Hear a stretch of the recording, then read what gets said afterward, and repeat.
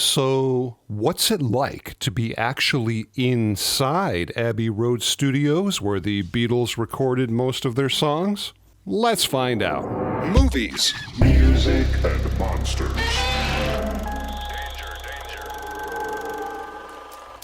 Hey guys, Dan Monroe here, talking about movies, music, and monsters. I rarely do anything on music, so I thought this might be a pretty cool time to talk about the legendary recording studio, Abbey Road, in London, England. I do have a bit of a unique view only because I've been not only at, but inside Abbey Road a bunch of times when my wife and I travel to London, which, believe me, is never often enough. God, we love London. Having grown up with the music of the Beatles, I actually had a really interesting fascination with not only the songs, but also the technical side of the recordings and exactly how those recordings were made. The Beatles recording sessions by Mark Lewison, back in the day, man, that was my Bible. My wife and I try to go to London as often as possible, but this particular story starts about 3 years ago when we were in London and on the typical Beatles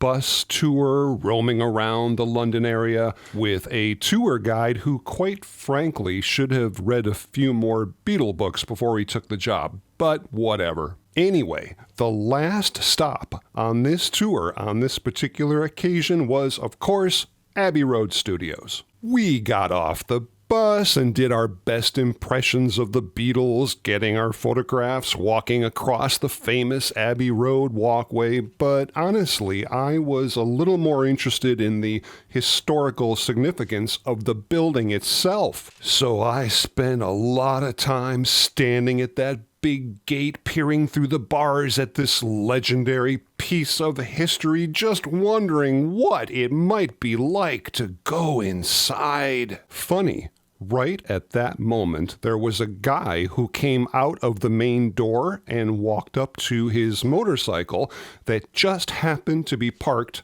right in front of me. So I thought, what the heck? I've got to find out who this guy is. So I asked him, hey, who do you have to know to get inside this incredible building? I told him that this trip was a birthday present from my wife to come to London to see all the Beatles stuff, and he politely introduced himself as Jeff Pesci, one of the head mastering engineers at Abbey Road. Well, I can tell you we became the quickest of friends, and the very next day my wife and I were invited back to Abbey Road, but this time to actually go inside. So, the next afternoon we found ourselves right back where we were the night before, walking up to that huge black gate that always, to me, seemed impenetrable, like an impossible dream, but this time we literally got to walk right through it. It was one of the coolest feelings I've ever had. It was hilarious because all the other people that were there standing around, like the fans who were visiting Abbey Road, were just staring at us like, hey, those guys went inside. Get your cameras out. They have to be somebody. Ha, what a trip. Once we got inside, Jeff Pesci came down, offered us a cup of tea, and off we went, just walking around Abbey Road. Sometimes I just go, evening, or I say nothing. I just said, when you said about the birthday, I thought, I want to talk to you. So is this your first time in London, second time, third time? First time in Europe. First really? ever. Never been to Europe. First time. Oh, wow. And the only reason we came to London was to do the Beatles stuff. That's it. So, a little bit of history. Abbey Road Studios, which was formerly known as EMI Recording Studios, is located at 3 Abbey Road, St. John's Wood, City of Westminster, Great London, England. The studio was opened in November of 1931 by the Gramophone Company, which was the predecessor to EMI. This location was originally just a 9-bedroom Georgian townhouse built in 1831,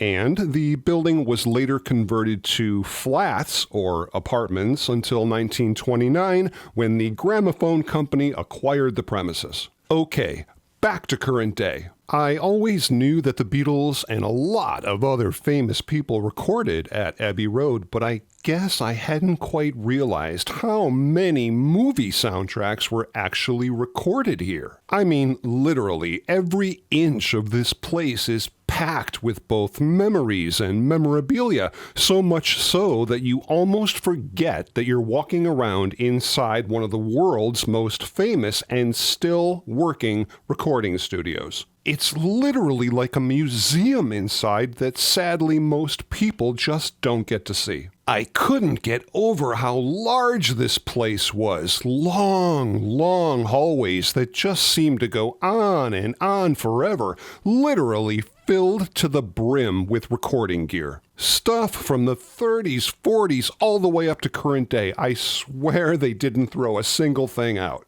And that's a good thing. Shelves and shelves of compressors, limiters, gates, like really cool vintage stuff that a lot of the current day plug-in emulation companies try to duplicate with software, but it just isn't the same. I've got a lot of the Abbey Road plugins for my recording studio. They're pretty good, but it's just not the same as that original piece of hardware and can't be. And then we came up another set of stairs, and I froze.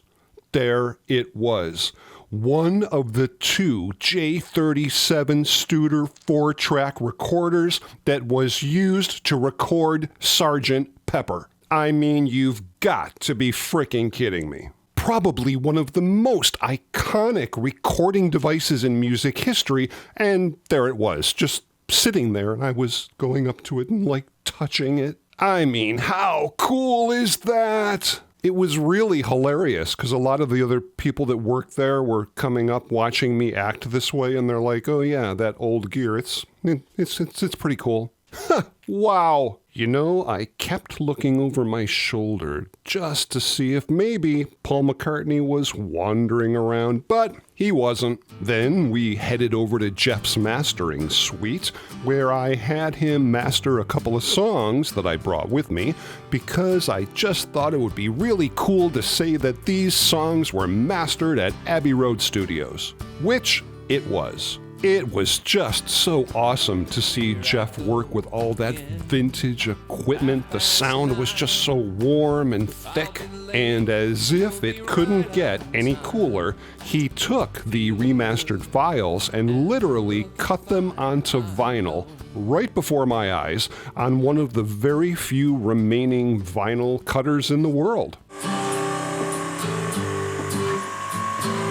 Back through the console with all the trimmings bypassed, because we've done it. It's mastered. You can see the grooves going in. You certainly can, and if I turn the volume down, you'll sing it. Dreams really do come true. The largest of the three studios was Studio One, which is generally set up to be used for large orchestras and choir recordings, an absolutely enormous space. Studio 3 is the smallest of the Abbey Road studios, which is, I would have to say, the most modern looking of the three studios. Still really super cool. But it was Studio 2 that I was interested in. That's the studio where 90% of all the Beatles recordings were not only recorded, but mixed and mastered, and an awful lot of writing between Lennon and McCartney went on right there in that iconic space.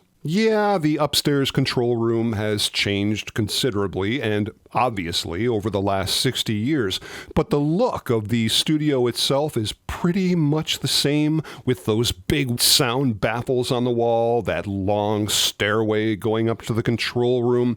Even the floor somehow looked familiar from all those hours I spent staring at the Beatles in photographs recording in this unbelievable space. Now, directly behind Studio 2 is the famous echo chamber that provided a very early form of echo or reverb onto the recordings. Basically, it's just a room with columns that is very echoey with a speaker and a microphone. They would send the recording down from the booth through the speaker into the echo chamber and then re-record the sound of the echo that the room produces and then pipe it right back up into the control room. Man, talk about vintage recording techniques. It also happens to be the room where the lads would, occasionally partake. I gotta tell you, spending the day at Abbey Road that first time was not only a dream come true, but something I wish that every music fan could experience at least once in their life. There's just something magical about those walls. The memories that building still contains is almost a haunting experience that never really leaves you once you've experienced it. And, needless to say, my wife and I have returned to Abbey Road since that time, and we're planning to go back again this August and hang out with Jeff some more at Abbey Road. Well, at least that's the plan. And other than maybe Liverpool, London is 100% prime real estate for all things Beatles. From Abbey Road to some of their personal homes and apartments, Fab Four stomping grounds, and even the location of their absolutely final live performance up on that famous London roof. But that, my friends, is the topic of another video. I really hope you guys enjoyed my sharing some of those Abbey Road memories with you, and if you did and you like this kind of stuff, please consider subscribing to the channel. I've got a whole ton of new videos coming up that I know you guys are just gonna dig. As always, if anybody has any questions, drop them down in the comments and I will try my best to answer them for you. And please feel free to stop back anytime as we continue our conversation on movies, music, and monsters. Movies, music, and monsters.